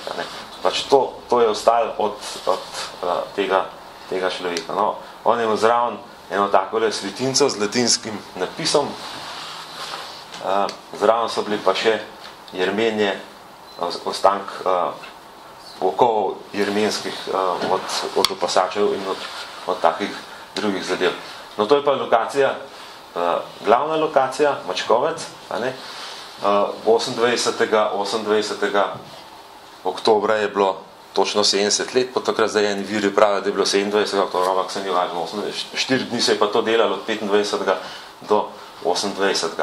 In evidentno se je pokazalo, da pričevanje oziroma ljudsko izročilo ne drži v popolnosti. V tej jami, ki je velika, vidite, sever je proti severu usmerjeno, dolga je bila 2,60 m krat 1,40 m, je bilo pokopan 14 pokojnikov. In sicer so bili namensko, to se lepo vidi, da je bila jama skopana v gozdno ilovco, nameščeni so bili pa tako, polovica je imela glave na severu, polovica na jugu. In so bili namensko pokopan v jamo. Zdaj, kdo jih je to pokopal? A so bili to krniki oziroma likvidatorji, ali so kakšni domačini prišli in so jih potem pokopali? Dejstvo je pa to, da, tukaj se še enkrat vidi malo boljš, tamle levo vidite eno menaško, da ti ljudje niso bili izropani. Zdaj, ali je bila stvar taka, da se je zadevi zelo mudil, da je bilo treba to hitro pospraviti, a ne? Jaz osebno pa mislim, da je bilo po kapitulaciji Italije zelo veliko vojaške robe na razpolago, tako da v bistvu niso niti žepov obrnili, da bi jim pobrali kakorkoli kakšne stvari. Zdaj nekaj pokažem še nekaj predmetov. Ena menaška, žlica, okovani čevlji, iz italijanske čutare predelana oziroma stisnjena, prerezana, pripravljena za lažje pitje oziroma zajemanje vode. Potem žlice, ki so bili obvezen pribor vsakega vojaka, kdor je bil kdaj pri vojakih, točno ve, kako pač za tiste tukaj videni smo sami, ko smo služili v eni vojski, recimo, upozarjam na to ležico z vtikačem, en od teh nesrečnikov je mu zvezane roke na hrbtu, to se pravi, da so bili tudi verjetno zvezani. Kaj je s tisto lunčenino, a je to slučajno bila v gozdu ali ni, to pa nismo mogli ugotoviti. No, potem je bistveno važno, v enem od skeletov oziroma v lobani smo dobili sedimenta ohranjen odtis možganov. To je to, kar je tukaj v moji desni roki. In seveda je to treba preiskati in noter v lobani je bil naboj kalibra 9 mm, tako imenovana kratka devetka, to je verjetno ena od pištol oziroma lahko tudi revolver. V 2 lobanjah smo dobili strelne rane. To se pravi, so najmanj 2 od teh nesrečnikov ustrelili. Zdaj, a gre tukaj za tako imenovan milostni strel, a so dejansko vse postreljali, pa tista zgodba o klanju z noži ni čisto točna, ampak mislim, da je bilo pa verjetno oboje. Zdaj, na samem licu mesta je bil narejen antropološki pregled, kjer se je ugotovilo, da gre tukaj več ali manj za moške. Najmlajša 2 sta bila stara dobrih 17 let, najstarejši pa mehen čez 50. Te kosti so bile potem vse zapakirane v vreče, spravljene v župnišče v Begne, tam se je naredila naknadno potem DNK analiza. Nažalost, jaz nisem v ne gospe, ki je to delala, vprašal, a je ugotovila kakšne svojce, ali ni ugotovila. Dejstvo je to, da smo jih od 43 dobili 16. Zdaj, če računamo še tistih 24 lobanj, ki so po izročilu po vojni ležale tam okoli, med katerimi so bili pa tudi ostanki oblačil, že v cunjah, potem dobimo številko 40, to se pravi, manjkajo še 3 nekje, recimo teoretično, ampak 16 je definitivno evidentirani. 14 v tem grobu, ki ste ga videli, pa 2 v tisti kraški poči. No, potem po koncu dela je pa napetost na obrazih vidno popustila, ker se vidi tudi tukaj, ker so bili pač zadovoljni, da smo nekaj dobili, oziroma precej več, kot se je mislili, da bi lahko dobili. Zdaj pa še mejhen predmetov. Tamle gor vidite 2 križa, enega s postamentom, sidro za srečo, potem na temole, ne vem, če se vidi, prstan iz bakelita z inicialkami HV. In to je eden od teh mladih 2 fantov, sicer Vinko Hiti. HV Hiti Vinko. In glede na to, da so bili gor njihovi sorodniki, smo te 4 predmete enostavno njim takrat prepustili v hrambo, ker so seveda kot svojci upravičeni do tega. No, tukaj je ena svetinca Brezjanske brine, potem ostanki Paternoštra, en obroček verjetno od ure, levo spodaj je krona križanega, potem tiste 2 menaške, ki ste jih že videli, ena očala, tamle gor je pač ta prstan, ki sem že prej govoril, naboj, potem, oziroma kugla naboja, ena sponka, 2 gumba, ena šatulica, levo sta 2 glavnika, tudi eni gumbi ogledalo, ostank z oksidom preparirane tkanine, vojaške zadeve kot jermenje, tole je ustnik pipe, les je seveda propadel, to jaz vem, ko sam pipo kadim, kako to zgleda, potem še en tale gumba, geodetski posnetek zgornje plasti kosti, kako to zgleda. Mi tukaj nismo individualizirali. 4 dni se je rabili za to, da se je to našel, da se je skopal, kar je uspeh. Če bi pa hotel individualizirati okostja, bi pa rabili recimo še enkrat toliko časa. Ampak glede na to, da so bili svojci zadovoljni že s tem, kar se najde in so tudi pokopani v skupni grobnici, pač pa to nismo pristopili, ker je bilo na razpolago relativno malo denarja. Pomagal je pa tudi z denarjem pa lastnik gozda, ki je želel, da se to breme z njegove lastnine umakne. To je bil gospod Aleš Vest, drugač v Kranju je bil denacionalizacijski upravičen šempetrske graščine. To sem hotel še pokazati. Zdaj, kje je ta lokacija? Selo pri robu, gor je krvava peč, to je pa na sred, tako rekoč, sred nikjer. Tukaj, če bi jih vse postrelili, se ne bi kam dosti slišali.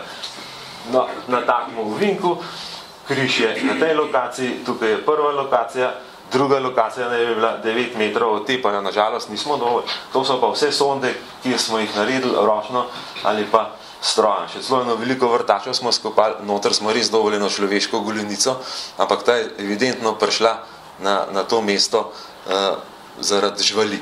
To so živali prinesle. Toliko, da se vi zebana. Zelo na hitrco še majhen o kraških breznih za iz leta 2014. Naslov je bil Sanitarni iznos človeških posmrtnih ostankov iz kraških jam in brezen.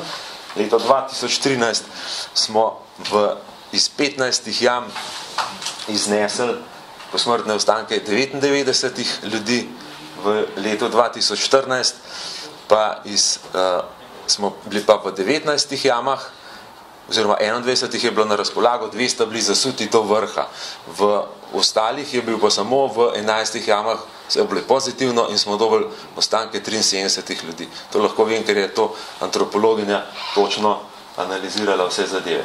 Zdaj vam bom pokazal tukaj eno zelo zanimivo jamo, ki se imenuje Jelenca, to je južno od Kobje glave. Jama je bila prvič izpraznjena leta 47. Takrat to je čas cone A in B.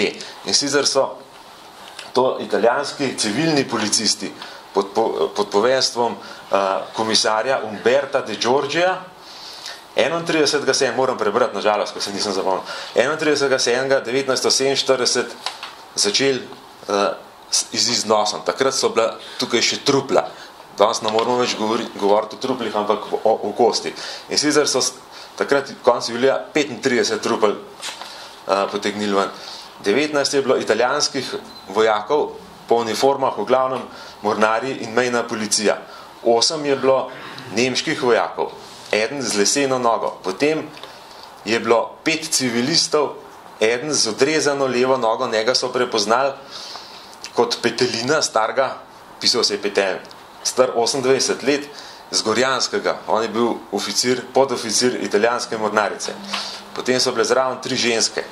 1. augusta 47 so skopali, potegnili ven 59 trupel. Od tega je bilo 36 nemških vojakov, 5 italijanskih vojakov, spet mejna policija pa mornarica, 7 civilistov, en otrok s starostjo med 9 in 10 let. Zdaj pa pozor, 3 zavezniški vojaki v uniformah kaki barve. To so bili verjetno tako imenovani partizanski padalci oziroma tisti prekomorci, ki so jih pošiljali k nam. Revolucionarji so mislili, da so to neki agenti in so več ali manj vse likvidirali in 3 med njimi tudi vrgali tukaj noter. Potem sta bila še 2 neugotovljiva vojaka in 4 ženske. Za 2. august pa ne specificira točno, ker zgleda, da smo imeli tega polhen kako bi rekel kufr, ampak samo govori o 62 truplih. Skupno 156 ljudi. In je bila jama evidentno prazna, ker ne bi mogla spregledati. 50 let kasneje, oziroma 70 let kasneje, je pa spet polhna. In kdaj so zdaj ta nova trupla, oziroma nova okostja bila infoibirana, če lahko tako rečem. Verjetno po 15. septembru 47, oziroma od leta 48 dalje, ko pariška mirovna pogodba ta prostor priključi Jugoslavije in gre tukaj izključno za prebežnike čez takratno jugoslovansko-italijansko mejo. Zdaj, tukaj gre samo za pobiranje vidnih kosti. Tistih, ki se vidi, kar je seveda delno v nasprotju z našo arheološko doktrino. Mi, če kopljamo imamo arheološki nadzor nad gradbenimi deli, nek jark je širok 1 meter, to pač moram povedati, in če najdemo kosti noge ali pa glavo, vedno razširimo izkop, da dobimo celotno okostje. Pač tukaj je bilo pa tako, da se pobere samo po vrhu, kar je vidno, tako da se nekako, da to nima več te tako imenovane plombe. Zdaj vidite, kako je to, ki je Jelenca globoka 48 metrov, zdaj še tlele lahko mehen luč ugasnil, da se, ne vem, koliko se vidi tudi odzad, ampak na licu mesta, no to je malo boljše, ja. Na licu mesta se je potem to prebrali, transportirali in potem je antropologinja to v laboratoriju ubrala in določila kosti. Druga taka jama, ki sem hotel vam jo pokazati, je Kaserova jama, imenuje se še z francoskih časov, ker je nekdo pobiral davke in so ga imenovali Kaser in seveda, ker dasari niso priljubljeni, so ga vrgli v 70 metrov globoko brezno in od takrat je ime Kaserova jama. Zdaj, tukaj gre za ostank, in to je domačin povedal, pripeljal se je en star gospod, star precej več kot 80 let in je rekel, da se spomni, to je nad vasjo Obrov, zahodno od Ilirske Bistrice, je rekel, da je bil on star 12 let in je skozi okno gledal, ko so se Nemci predali. Gre za 97. armadno skupino, ki je s Trsta bežala proti, oziroma se je umikala iz reke proti Trstu. In oni so imeli befel, da se ne smejo partizanom predati. In ker so bili partizani, ker so vršli še neke proletarske brigade, zdaj z glavi, ne vem točno, ampak nenadoma so bili v podrejenem položaju in se niso hodili predati. Ko so pa videli, da pač ne bodo mogli zmagati, so se vse glih predali, ampak potem z jugoslovansko, to je bila takrat jugoslovanska vojska, to je maja 45, ni bilo milosti in so več ali manj vse pobili. Tragedija je to, da je bilo pa med njimi tudi veliko Slovencev, ki so bili tudi v Rusiji. No, in ta možakar je rekel, da je skozi okno gledal 200 Nemcev, ki so se predali vzpod pod kalo. In potem je začel pokati in ga je njegova mama potegnila od okna preč. In ko je nehal pokati, je pogledal skozi okno in so vsi tisti vojaki ležali po tleh. In potem je še povedal, da jim je v vasi bil en sam kon in en sam voz, ker je sploh čudo, da je ostal do konca vojske in je tisti možakar 3 dni ta trupla vozil do Kaserove jame in so jih potem, ne vem kdo, so jih zmetali noter. Zraven so pobrali ogromne množine neeksplodiranega orožja, od granat, bomb, pancerfaustov, vse živo in so metali noter, jamo zaminirali oziroma zmetali določene tudi druge kadavre noter, tako da je to pač to. Zraven je vas Skadanščina in je jama v Bukovju se imenuje. To je vhod, iz dna jame pogled proti vrhu. Noter naj bi vrgli 12 nemških vojakov, ki so se ravno tako predali in naj bi jih usmrtili pred samim vhodom. Te smo potem pobrali ven in tukaj vidite gor pač smrtne streljne rane na lobanjah. Glede na šive so bili relativno mladi, med 18 in 21 let, samo ene parih je bilo več kot 30 let. Izkazalo se je, da jih ni samo 12, jaz sem jih sam določil 18, antropologinja pa potem 20. Tukaj vidite, kako zgleda noter, lobanje so obrasle z mahom, ker je relativno plitva globina, samo 18 do 19 metrov. Zdaj iz naše prakse mi vemo približno tako, da nekje do 30-40 metrov lobanja še prenese padec.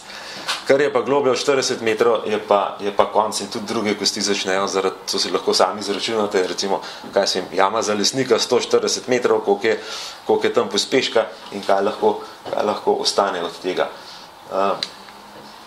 No, tole je Trontljevo brezno, to bi pasalo na to predavanje, tukaj noter to je zraven turistične Županove jame, južno od Grosuplega. Noter naj bi med vojno vrgli enega nasprotnika partizanskega gibanja. Kaj smo od njega našli? Malo lobanje, dolge kosti in ostanke obuval. Kako zgleda noter, vidite tukaj pač neka svinarija, vse živo noter zmetane še organske zadeve, da so stvar kamuflirali. No, potem pa najbolj, bom rekel, svinska jama je pa Blažetova jama, zraven vasi Leše nad Savo pri Litiji. tukaj noter naj bi iz litijskih zaporov, takoj po koncu vojne, jesen 45, prepeljali od 100 do 120 ljudi in jih pred jamo likvidirali. Jama je pa uspešno zakamuflirana s živalskimi kadavri, z drobovino, ki je vsa zavita v polivinil, tako da je v bistvu ni bilo nič. Noter je bila najdena ena sama lobanja, evidentno so pa še druge noter, ampak enostavno se nada, vidite spet v strelnino in tako naprej. Mislim, da je pa to zdaj, še Vrženca, to je pa ena jama, v katero so pa vozili ljudi iz Trsta, delno Nemce, pa tudi tu nekaj niso bili pač za takratno stvar. In tukaj se vidi, koliko je ogromen noter, ogromen, to se pravi, od granat do čevlov, tam vidite v čevlih, to je vse noter. Mora jih biti več kot 100, sigurno. Pa še brezno za robom, to je pa na Trnovski planoti, eno ogromno brezno. Domačin, ki nam je pokazal vhod, je rekel, da so med vojno noter vrgli enega italijanskega vojaka, kar se vidi ni res, ker je noter vse polkan. So pa med njimi tudi ženske. Je pa jama zaminirana, tako da pač, če se minira, ostane pač takole, kot vidite. Ta akcija je bila potrebna tudi predvsem zaradi tega, ker so bile v preteklih desetletjih Ljubanje, bom rekel tako nepietetno, zelo željena jamarska trofeja. In recimo v jami v Bukovju, ki jih je evidentno 20, je Ljuban samo 14. Tiste ta lepe, po možnosti tudi take, ki imajo kakšne zlate plombe oziroma krone, tiste so šle. In glede na to, se je pač to naredil, čeprav moje osebno mnenje je pa malo drugačno. Verjetno zna biti, da gre tukaj tudi za, ne bom rekel, zdaj to tako, lahko se strinjate ali pa ne, ampak za ponovno prikrivanje teh grupišča, ker jame so evidentno. Tudi če se eno sprazni, ve se, da so noter kosti. Kdorkoli bo šel noter, še zmeraj lahko do teh kosti pride z minimalnim naporom.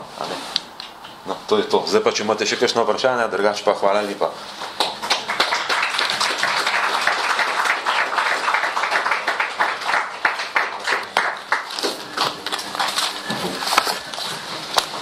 Hvala lepa magistru Josipoviču.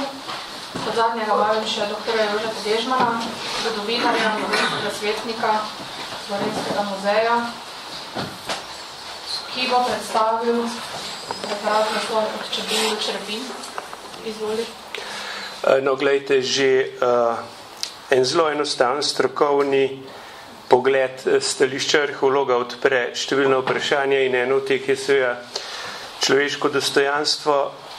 Verjetno bi z Draškotom lahko zdaj k tem zgodbam, ki jih je povedal, bi jaz zdaj za recimo telih naslednje 2 meseca bi vam lahko povedal cel kup front, kjer lokalni matadorji, leve prominence poskušajo na vsak način preprečiti ali obeleževanje grobišč ali normalno raziskovalno delo.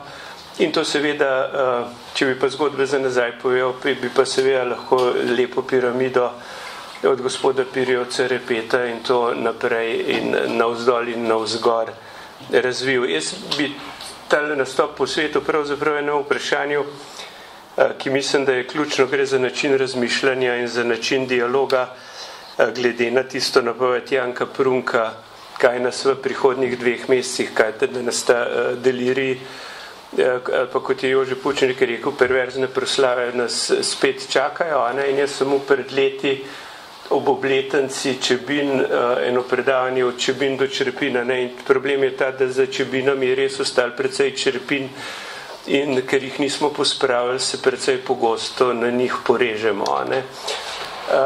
Poglejte, jaz mislim, da je Čebinski manifest je pravzaprav učbenik za tisto vprašanje, ki ga moramo razumeti. Se pravi, gre za to, da je ta, res bi rekel, naci komunizem, se pravi ta metaforika narodne stiske in tako naprej, oziroma to licitiranje za slovenski narod se je tam začelo.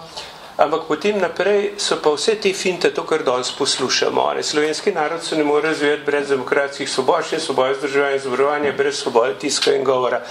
Se pravi, to je ta vrhni propagandni nivo komunistične retorike, ki stoji do danes z raznimi metaforičnimi revizijami, ampak skratka, to je nekaj, kar seveda nikakor ni res. Drugo je, Slovenija mora dobiti lastno demokratično izvorje parlament, spet haha.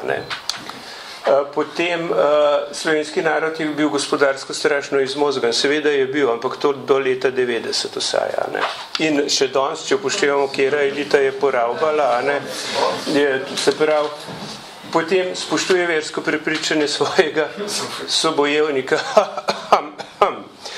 Skratka, Popit je rekel, Popit je govoril o naši revolucionarni veri, to bi zdaj še mogoče šlo v to, ampak potem je seveda za pobratenje sloga gor in dol. Skratka, Čebinski manifest je živ učbenik, kako je lagati treba, oziroma na kakšen način se lahko po domače povedan slovenske volivce vleče za nosa. Potem je pa tako, in potem pridemo do Janka Pleterskega, ki v zadnjih prispevkih poskuša o državljanski vojni razglabljati pri svojih 150 letih, ampak problem je pa ta, da je leta 86 za tole, ki je dobil nagrado Avno, je napisal, je dolgoročno premagati nosilce neljudskih režimov nasploh. Seveda smo to naredili. Letos imamo 25 let plebiscita, kjer smo premagali neljudski režim. To se pravi, bi Janko lahko kaj že razumel. To je pa tisto, kar pa seveda je, to so direktne posledice Čebin, to je ob 50-letnici. Če bi Milan Kučan znal tole, kar je takrat govoril, prevesti v slovenščino, bi lahko dobil Nobelovo nagrado. Ampak to je vse, še danes imamo Čebine in črepine. In seveda, to je pa takole, Milan Kučan prav postavljati model na silo podariti življenje človeka, to preprosto ne gre več, vsi ti vrstni poskusi v zgodovini so propadli. To je bilo seveda spet ena čebinska finta za predvolitvam, ampak to, kar Milan Kučan danes govori, je pa seveda sodi mal drugam. Mislim, da nas razmišljanje, Angela Vode in njena usoda, Alenka bo ji lahko seveda tukaj največ povedala, ampak to je pričevanje o tem, da imamo kolaboracijo Hitler-Stalin. So simple. Tukaj bi lahko dal še Mirka Koširja in celo vrsto drugih zgodb. Tole je pa zelo zanimiva zgodba, ki mogoče danes malo odpadla, je pa nekako predzgodba Aleševi. Gospoda verjetno, da si poznate. Pripričan sem. Pa poslušaj, to je Ivan Keren, kontraadmiral, prvi poveljnik Titove mornarice. Ivan Keren je visok mornariški oficir, ki z torpedovkama, Kajmakčelan in Durmitor pobegne iz Kotorja, prebije italijansko blokado in ustanovi potem Jugoslovansko kraljevo mornarico trgovsko in jo tudi pripelje Titu kot minister, Titu v naročje. Avgusta 45 ga upokojijo in v strašni revščini in mizeriji in zasramovanju in borbi za svojo čast živi do 26. junija 91. Je pa takole, leta 85 sočasno približno s Francetom Klopčičem napiše nacionalni program in prav, da je malo pretirano tole partizančno nekako pokazati kot prehudo, da mogoče ni bilo najbolj, da so pa bolj težave tega vodstva partizanskega. Potem prav tega pisca, to je jasno Kardel, prav namesto, da bi realistično obravnaval najavljeno slovensko narodno, je ob nezadostni razgledanosti in prezrtju zgodovine reševal hipotetično ideološko vprašanje. Se pravi, admiral Keren je nesrečnega Edija pravzaprav v enem stavku pospravil na eno primerno mesto. Potem pogledajte, kaj prav, ljudi brez potrebnega znanja, nerazumno razsipanje ogromnih denarnih sredstev, korupcija, zanemarjanje agrikulture, nerazviti, to so vse čebinska vprašanja, sicer bolj čerpinska, ampak tudi, In prav, noben narod se ni rodil velik in močan, vsak se je razvil, manjka nam manjkajoče volje. In to so zdaj tisto vprašanje, kjer mislim, da ta pozitivni nacionalni ali pa program mišljenja ki nas lahko pripelje ven iz tega zosa, je tukaj, kot vidite, avgust 85 Ivan Kerana. Tako da mislim, da gospod zasluži veliko pozornost. In zdaj pa zelo enostavno vprašanje tega, se pravi, spet imamo, ko imamo zdaj to nacikomunistično retoriko v Osvobodilni fronti, tale objekt tukaj spodaj je spomenik v Osvobodilni fronti, tale objekt tukaj je pa spomenik revolucije. In leto 75 je še zmerom, to je največji bronasti spomenik v Jugoslaviji in spomenik revolucije je mera stvari, ne spomenik Osvobodilne fronte. In potem tole, ker jaz mislim, da je to branje pokrajine izjemno pomembno, to verjetno tudi vsi poznate. Ja, 22. julij 41. Se pravi, to je vojna škoda, leto 45. Franč Žnidaršič, orožnik v pokoju, je 5. septembra 45 prijavil vojno škodo, je bil obstreljen, ranjen na pljuča, povzročitelj neznan. Prezidij ljudske skupščine junija 51 razglasi ta slavni strel za dan ustaje proti okupatorju. Se pravi, ko Ivan Novak, komunist, ustreli orožnika Franca Žnidaršiča, je to dan ustaje slovenskega naroda proti okupatorju, oziroma če prevedemo v normalni človeški jezik, ki bi ga celo Janko Pleterski razumel, je to začetek slovenske državljanske vojne. Prvi strel Slovenca na Slovenca je razglašen za dan ustaje slovenskega naroda proti okupatorju. Potem smo že omenili posebna sodišča, partijski monopol in zdaj imamo v Šentvidu razstavo, kjer je o čem razmišljaš Antigona, Muhovič Maslikov, o čem razmišljaš Kreona. In tukaj imamo eno od teh pričevanj, bila je tudi doba, ko je bilo razmeroma moderno pisati, kako si kakšnega ustrelil, tako da si povedal, kako si pomemben in kako je to bratstvo krvavih rok funkcionira. Se pravi, je študijski sestanek, se pogovarjamo, smo dobili nalogo, likvidirali bomo ljubljanskega Nemca. Tišina, vsak je pogledal Štirtovarji, še ga ravno jaz, to je poletje 41, se pravi, nikjer okupatorja, ampak priprava na temeljno delo, se pravi, na tisti, to, kar da rezultat 4200 ubitih slovenskih civilistov. Se pravi, gibanje močno razvito, smo se šli, likvidacija. Kadili smo molčali. Nikomur se ni smilil, vsi smo mu želeli smrt, kako se to dela, se pogovarjamo o tem, se ga gledat hodi,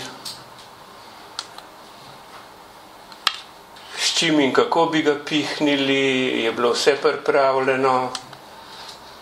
Jaz ni bil pripravljen, kaj to je, ne znamo, nisem mesar, si ni bil sam, ni ga ubil, on in ni ga ubil nihče izmed nas, ne takrat, ne pozneje. Ampak potem, ko se slišimo, da nam je moral pobegniti, otroci smo bili, danes bi ga pa. Se pravi, to je bilo rekrutiranje, ki je zajelo praktično vsakega v partizanskih vrstah in ki je zajelo potem kompletno slovensko divizijo Knoja. Ubit neoboroženega človeka. Gospod je Gramnar Boris, novinar, publicist, komunikolog, velika kulturna karijera, seveda. Vstop za bratstvo krvavih rok. Do danes nekaj teh vstopnih procedur drži, seveda. Potem ikonografija in pa poglejte, tole je pa izdelk, ki bi ga pa mogli vsi prebrati. To je pa realni čebinski program. Prva faza komunizma, druga faza komunizma, zapremba zasebne lastnine, diktatura proletariata in gor in dol. To je pa realnost komunističnega programa. Zgodba Krimske jame, če gremo nazaj zdaj, tam je bil nekako večletno prerivanje z občino Borovnico, da smo prišli do tega, da bo občina prispevala k prekopu, da bo ta razprava mogoče, ki je ta hip ena ključnih razprav v slovenski prihodnosti, na kakšen način bo pokopano, bo prekopano ali ne bo in kjer so različni glasovi in tako naprej. Ampak eno enotno besedo bi bilo dobro roditi. Tukaj tudi, če gremo zdaj na te, ko sem bil na sestanku občinskega sveta v Borovnici, so se pogovarjali o tem, kdo ima narejen podstavk iz Lubanje, podstavk za luč iz Lubanje v Krimski jami. Se tega smo mogli, to je stvar odnosa našega do sočloveka. In to so zdaj vsa ta vprašanja, ki nam obetajo tisto prihodnost, se pravi drugač delati in pa drugač govoriti, drugač misliti. Hvala lepa.